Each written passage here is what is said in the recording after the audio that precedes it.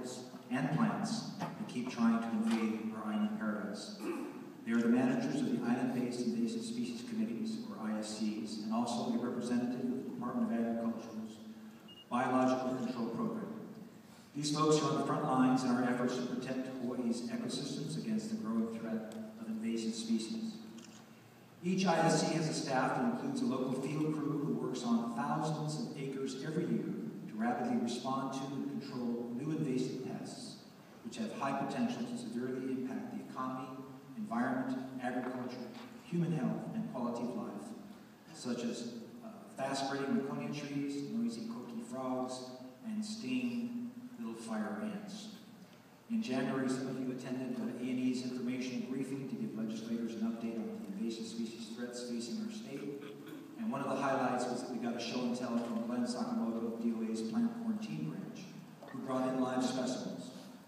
An albino python, coqui frogs, leopard geckos, fascinating little critter, a hissing Madagascar cockroach, which I got to hold in my hand. I asked Glenn, I said, is this guy really his? And he said, no, don't bother him. It's like a snake.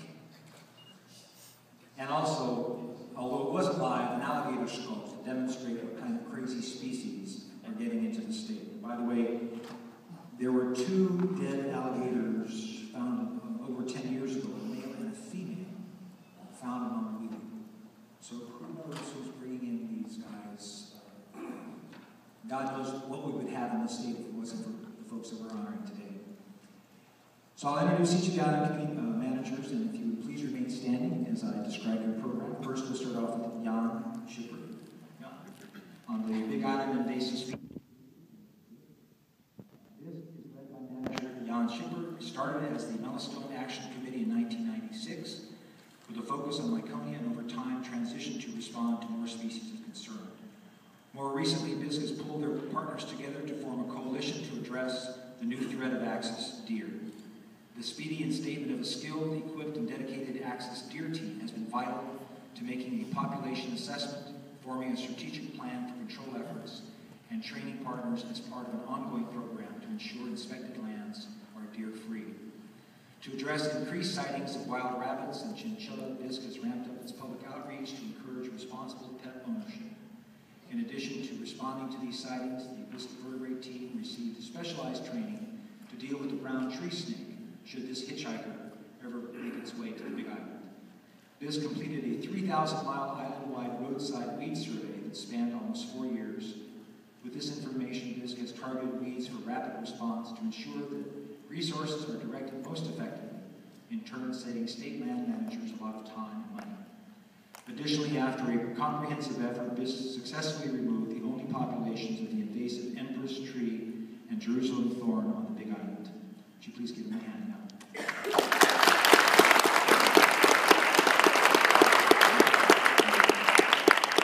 Next is Karen Goodnison of the Kauai Invasive Species Committee. KISC, led by manager Karen, it started with 2 employees in 2002 and is now built up to a workforce of 9, including field technicians, an outreach specialist, a planner, analyst, and other support staff. KISC targets species that are new to the island and strives to remove them before they get established. In partnership with the Hawaii Department of Agriculture, they've been successful in eradicating the well-known and highly toxic fireweed, as well as all known populations of pampas grass, which changes habitat. KISC continues to target new species to eradicate as part of their early detection program. All Kauai residents should be thankful to KISC, as it has been 1 year since the last coqui frog was heard calling on the island. Would you confirm that, Senator?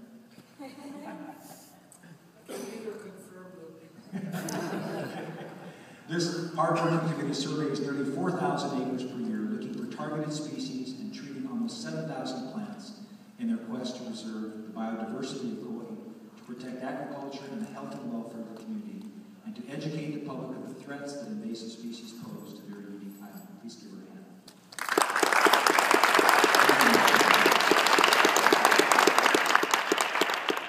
Next in Houston is Taya Penman of the Maui Invasive Species Committee. Taya was the first invasive species committee to form. MISC was the first invasive species committee to form in 1999, but its origins date to 1991, when a group of Maui resource managers began needing to address the spread of Laconia and other invasive Many of BISC's original founders still participate today, meeting bi-monthly to share information and to help set priorities. In addition to having a broad geographic range, BISC's list of target species and the nature of its operations are equally complex. A HANA-based field crew focuses almost exclusively on Myconia. Other workers at BISC headquarters in upcountry Maui tackle 20 different species of invasive plants, while another group focuses on coqui frogs, veil chameleons, and banana bunchy top virus. Some of BISC's most effective key strategies are early detection and rapid response to new invasive species, an effective preventative program to keep invasive species away, and using the latest biocontrol methods for high-priority targets. Impressively, BISC crews are not afraid to do their own stunts. Crews are dropped by helicopter into remote field camps for week-long camping trips to find and control fungus grass plants before they set seed. Thank you very much.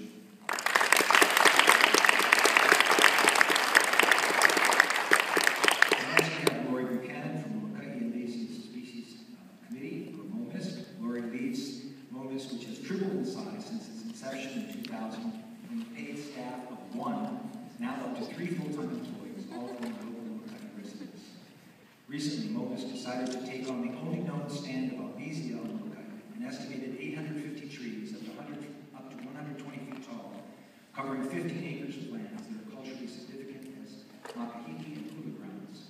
Albizia is one of the fastest growing trees in the world and has become widely established on most of the main islands. When Mohsen was considering taking on Invasive, there were only 2 staff. How would they accomplish such a daunting task? Wisely, they sought help from the landowner, from the Kulu with genealogical ties to the area, from partners, and the broader community. Over the course of 4 days, 5 different agencies participated in the project, and a total of 25 community members lent helping hands. 1 year later, 98% of the trees showed dialogue. The coqui frog has been detected 4 different times on the island. In each case, Mohsen has responded quickly and effectively to find and remove the frogs, stopping the species from establishing on the island. But Mohsen took one step further by developing the support of the sole plant importer on the island. Now, whenever new shipments come in from the Big Island, the nursery owner quarantines the plants, allowing Mohsen staff to conduct nighttime surveys for coqui. Please follow me right.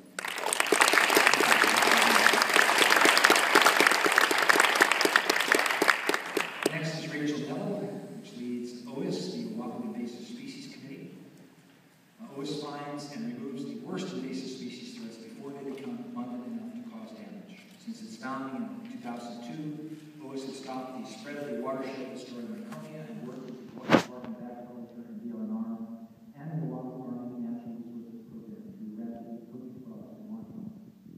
They also partnered with private landowners to replace most of the cultivated fungus grass on Oahu with non-invasive plants and stop Himalayan blackberry, fireweed, and silkwood from becoming established here.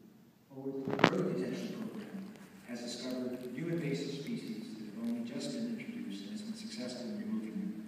By working to remove invasive species before they can ever reach the mountain summits, OIS protects enormous tracts of native forests across the Ko'olau and Waianae ranges. Please applaud for Rachel.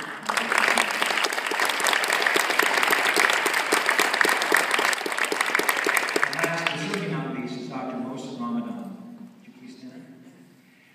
He is a representative from the Department of Agriculture's Biological Control Program. He was hired by DOA in March 1997 to serve as the state's exploratory entomologist. This position requires a special breed of individual, someone resourceful, adventurous, and most importantly, with a driving passion to search for potential insects or disease to control the harmful effects of insects and weeds to Hawaii's agriculture and the environment. A year after being hired, Dr. Ramadan was sent to Guatemala to continue where his predecessor left off in the search to find something to combat the environmental weed Myconia and the citrus black fly. Often working in hazardous conditions, Dr. Ramadan collected a string of insects that were potentially used for Myconia and other related weeds. Following this first successful trip, Dr. Ramadan traveled to places like Thailand, Egypt, Saudi Arabia, Eritrea, Kenya, Tanzania, and Madagascar.